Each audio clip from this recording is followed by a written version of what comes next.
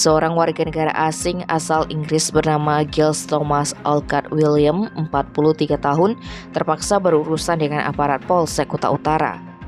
Pasalnya, ia nekat mencuri sepeda motor di areal Deus, Jalan Pantai Batu Mejan, Banjar Canggu, Desa Canggu, Kuta Utara, Badung pada Senin 28 November.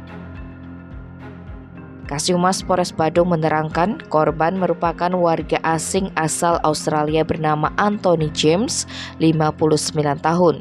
Peristiwa itu bermula ketika korban memanaskan sepeda motor Honda Scorpio yang sudah custom warna silver DK3445EZ di TKP sekitar pukul 9. Kemudian ada pelaku yang lewat di sekitar sana. Tak disangka bule itu balik lagi dan langsung mengambil sepeda motor korban yang masih dalam keadaan hidup.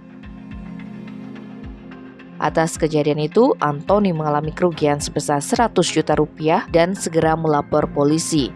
Menindaklanjuti laporan tersebut, tim Opsnal Reskrim Polsek Kuta Utara melaksanakan penyelidikan dan menghimpun informasi bahwa maling itu berada di Banjar Tegal Gundul, Desa Tibu Beneng, Kuta Utara. Setelah melakukan pengejaran, Thomas berikut barang bukti akhirnya berhasil diamankan di Jalan Tegal Sari, Tibu Beneng pada Selasa 29 November. Tim Bali Express melaporkan.